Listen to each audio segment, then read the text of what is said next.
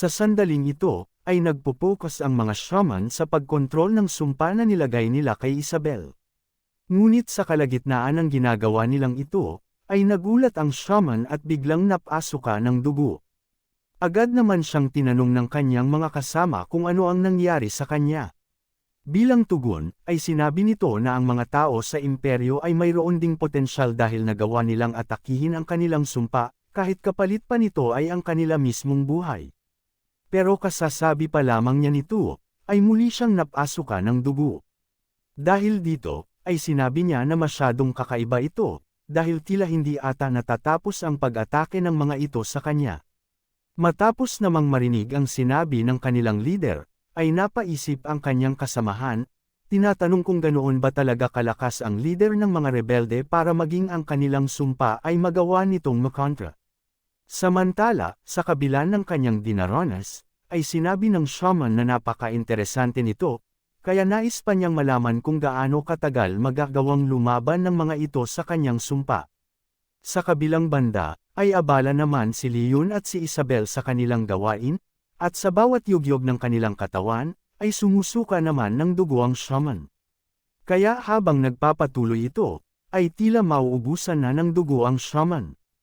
At sa sandaling matapos ang dalawa, ay tuluyan ng bumagsak ito dahil sa paulit-ulit na pagsuka nito ng dugo. Ngunit sa kabila naman nito, ay nakahinga pa rin ng maluwag ang shaman at sinabi sa kanyang sarili na, sa wakas, ay natapos na rin ang pag-atake sa kanya at hindi pa rin nagawa ng mga ito na sirain ang kanyang sumpa. Samantala, sa bahay ni Leon, ay naisip niya na marahil ay sinimula ni Suyan ang plano niyang ito noong dumating sa Kapitolyo ang ikatlong prinsipe. Kaya hindi niya inaasahan na ganito na pala kat-usong mag-isip ito ngayon.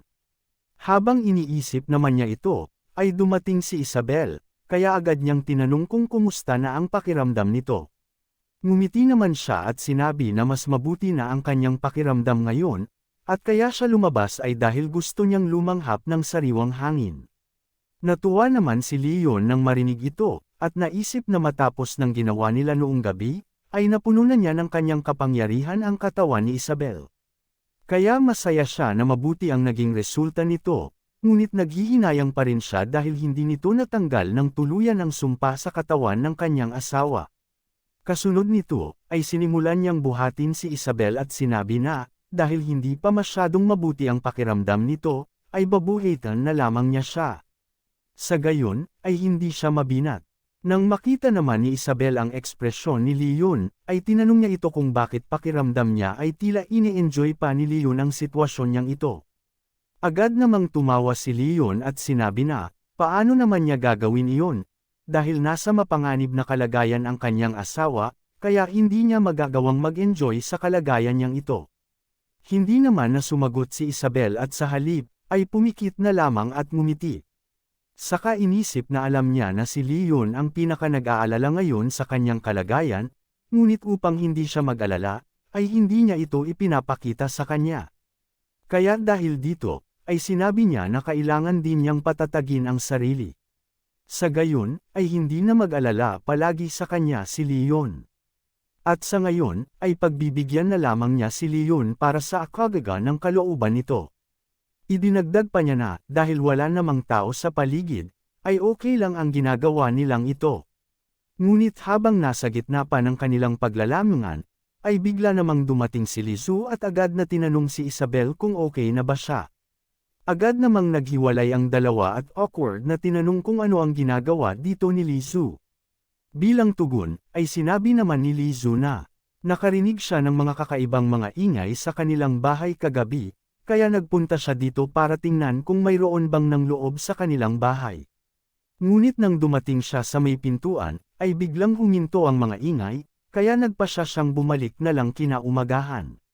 Ngumiti naman si Leon at sinabing tama siya sa kanyang iniisip, dahil silang dalawa ni Isabel ay nakailang round habang nilalabanan ang magnanakaw na iyon. Namula naman si Isabel sa narinig niyang ito, kaya sa isang ubo ay agad nang tumigil si Leon sa kanyang mga kalokohan, at naisip na marahil ay sa labas siya matutulog mamayang gabi dahil sa kanyang mga sinabi. Hindi naman naniwala kaagad si Lizu sa kanilang mga sinabi, at sa halip ay sinabi na masyadong kaduda-duda ang kanilang paliwanag. Kaya tinanong niya ang mga ito kung mayroon ba silang itinatago sa kanya. Nagulat naman si Leon sa sinabing ito ni Li Zhu, kaya tinanong niya kung masyado bang obvious ang kanilang pagsisinungaling. Sinabi pa niya na ang mga batang katulad niya ay hindi dapat nag-iisip ng mga kakaibang bagay sa lahat ng oras.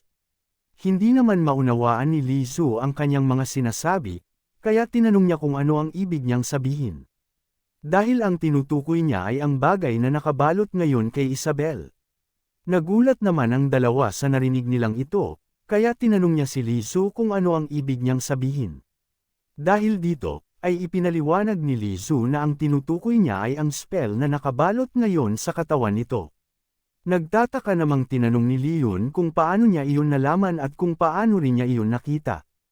Kasabay nito, ay naisip rin niya na wala silang pinagsabihan kahit na sino, kaya ipinagtataka niya kung paano ito nalaman ni Li Zhu. Tumawa naman si Li Zhu dahil sa ekspresyon nilang ito at sinabi pa nga na ito ang unang pagkakataon na namangha sila sa kanya. Nang makita naman ni Leon at Isabel ang kanyang ginagawa, ay naisip nila na hindi lamang ang katawan nito ang lumobo, dahil mukhang pati ang ego nito ay lamubo na rin. Kasunod nito, ay tinanong na ni Leon kung mayroon ba siyang alam na paraan para tanggalin ang sumpang ito sa katawan ni Isabel. Nagkomento naman si Isabel at sinabi na sa palagay niya, ay wala ding magagawa ang paraan na iyon ni Li Zhu, ngunit nais pa rin niyang magpasalamat sa pagnanais nitong tumulong sa kanya. Ngumiti naman si Leon at sinabi na hindi na nito kailangan pang mag-alala dahil magiging okay din siya. Dagdag pa, ay sinabi rin niya na naalala niya ang isang bagay, dahil mayroon siyang naisip na ibang paraan para matanggal ang sumpa sa kanyang katawan. Kasunod nito ay lumipat ang eksena sa gitna ng Kapitolyo, at dito ay makikita si Leon sa ibabaw ng isang bubong. Sinabi niyang nakakasigurado siya na pinanatili ng mga kalaban ang shaman na ligtas at gagamitin ang kanilang mga warrior bilang sakripisyo para sa kanya.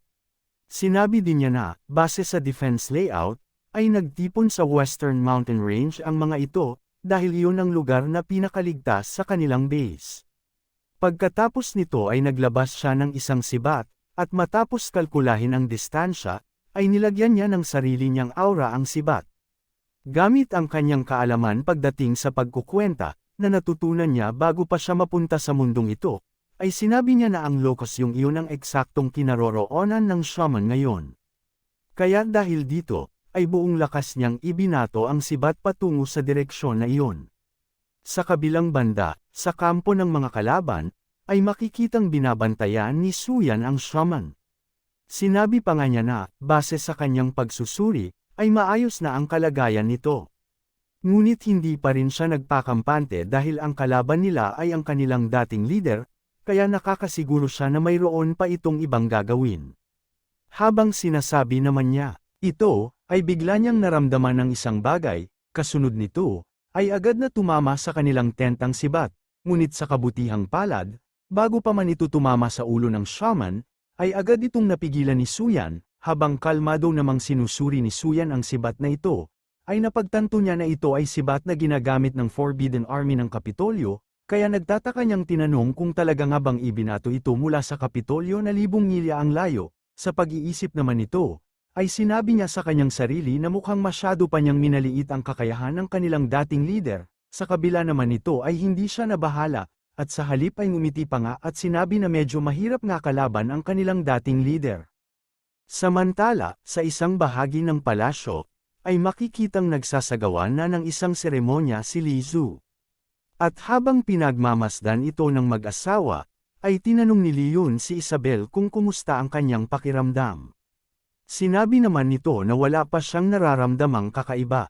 Dahil naman dito ay naisip ni Leon na mukhang ang sibat na kanyang ibinato ay hindi napaslang ang shaman, kaya napatanong tuloy siya kung nagkamali ba siya sa kanyang pag-asinta. Kaya dahil dito, ay sinabi niya kay Isabel na ang tanging pag-asa na lamang nila ay ang gagawing seremonya ni Li Zhu para tanggalin ang sumpa. Ngunit habang pinagmamasdan nila ang ginagawang ito ni Li Zhu, ay may pagdududa nilang tinanong kung matatanggal ba talaga nito ang sumpa. Kasunod nito ay itinanong niya kung bakit napili ni Li Zhu ang parteng ito ng palasyo. Bilang tugon, ay sinabi naman nito na kailangan niyang hiramin ang kapangyarihan ng Dragon Bloodline, at bukod pa doon, ay base sa Feng Shui, ay dito rin ang pinakamagandang lokasyon para isagawa ito. Pagkatapos nito ay inutusan niya ang mag-asawa na mahiga sa kanyang ginawang simbolo na magkahawak kamay. Binalaan din niya ang mga ito na mayroon lamang silang isang pagkakataon para magtagumpay sa gagawin nilang ito. Hindi naman nag-atubili ang dalawa at agad na sumunod. At matapos nga nilang gawin ito, ay sinimulan na ni Lizu ang kanyang seremonya habang sumasayaw at binabanggit ang ilang mga salita. Pagkalipas nga ng ilang sandali ay isang malakas na kapangyarihan ang nabuo sa paligid ng lugar. Naramdaman na lamang ni Leon na nakalutang na siya sa ere, at nang suriin niya ang kanyang katawan, ay napatanong siya kung napaslang ba siya ni Lizu kaya humiwalay na ang kanyang kaluluwa sa kanyang katawan. Ngunit sa huli ay hindi na muna niya ito pinansin, at sa halip ay nagpas siyang umuwi muna sa kanilang bahay upang tingnan ang isang bagay. Matapos namang makauwi, ay agad siyang nagtungo sa kanilang kwarto at namangha pa nga dahil sa bilis ng kanyang pagdating dito. Kasunod nito ay nagtungo siya sa isang cabinet na mayroong padlock, at sinabi sa sarili na dahil nasa anyo siya ng isang kaluluwa, ay makakaya na niyang makita kung ano ang nilalaman ng cabinet na ito na itinatago sa kanya ni Isabel. At sa sandaling ngang tumago siya sa loob ng cabinet, ay nakita niya na puno ito ng mga love letter at mga regalong ibinigay niya noon sa kanya noong nanliligaw pa siya dito. Dahil dito ay labis siyang natuwa, at sinabi na kaya pala ayaw ipakita ito sa kanya ng kanyang asawa ay dahil nahihiya itong ipakita sa kanya. Ngunit habang nasa gitna pa ng kanyang pag-e-enjoy, ay bigla niyang narinig ang isang malakas na ungol. Kaya agad siyang lumabas upang tingnan kung ano iyon. At dito nga ay nakita niya ang isang malaking gintong dragon. Kasunod nito ay muli itong umungol, na tila ba may sinasabi sa kanya. Tinanong naman ni Leon kung ang ibig ba niyang sabihin ay sumunod sa kanya.